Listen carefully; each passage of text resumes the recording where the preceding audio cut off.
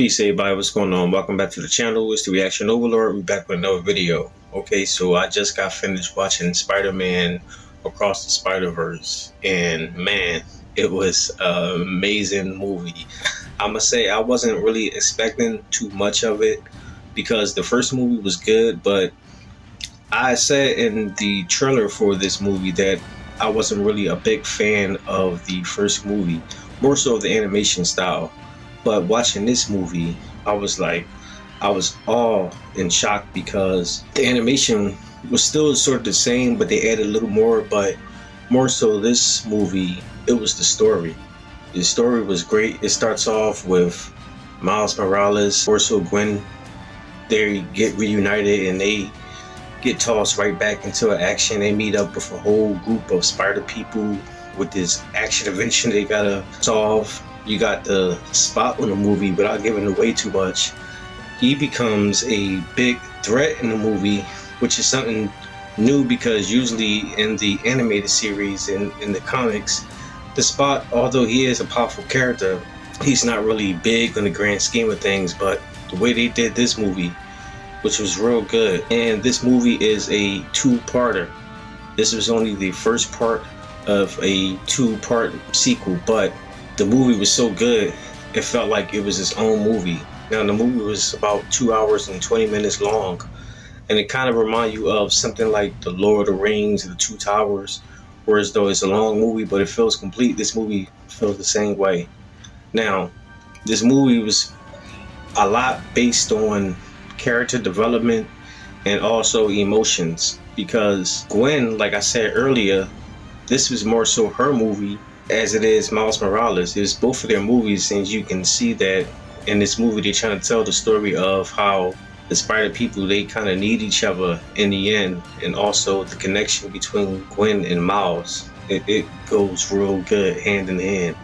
You got other characters inside here, which I'm not really gonna give away too much in this video because I want to say that for the spoiler review, but you got characters in this movie that intertwines with the greater overall MCU. So I think you're going to see some major stuff in the future across the Spider-Verse universe and also the overall MCU, because I think the way they played this movie, you can tie it in hand. And like I said, the reason why it feels so complete, this movie, is because the personal story that Gwen has to go through along with Miles, it just makes it that more complete of a story. Also, in this movie, Miles has asserted himself as the Spider-Man, because there's a lot of debates on, is Miles going to be the actual Spider-Man or is Peter Parker? But in this movie, Miles has proved himself to be among the elites of the Spider-Man because of the scenes where he interact with the rest of the Spider crew. I'm not going to say much, but he proved himself in this movie, and there's still lots more to tell in the second part of this movie.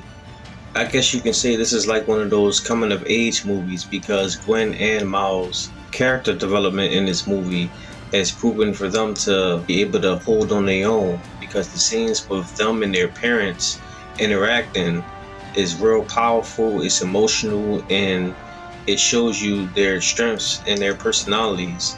The difference between Across the Spider-Verse and Into the Spider-Verse was the first movie was more so of a team movie. It was more of a team element in the Into the Spider-Verse movie.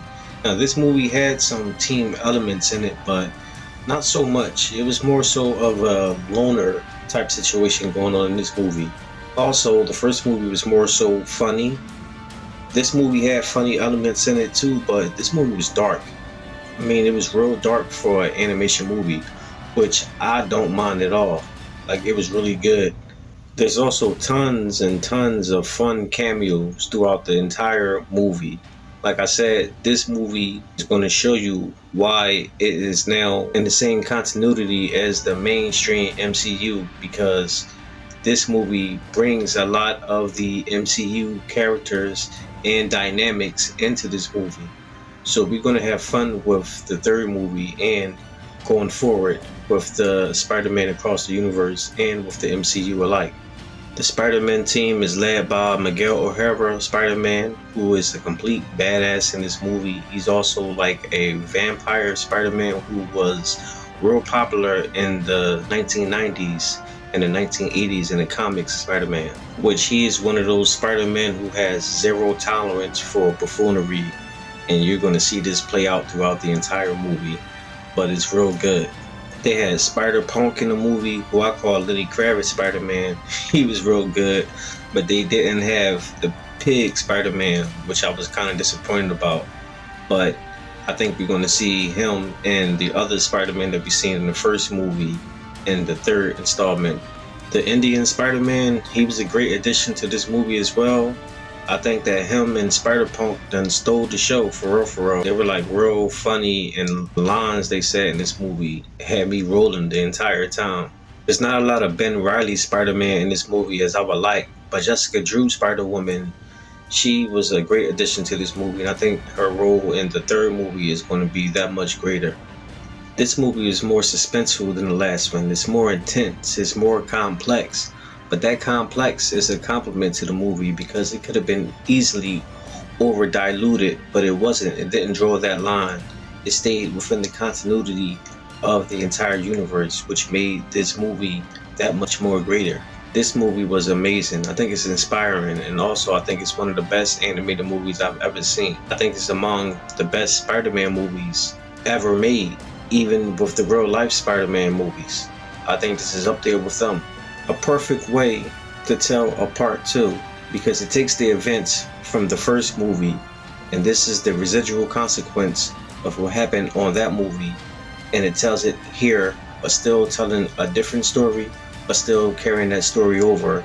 And from this story, it carries over to a third, more intense story. So I can't wait.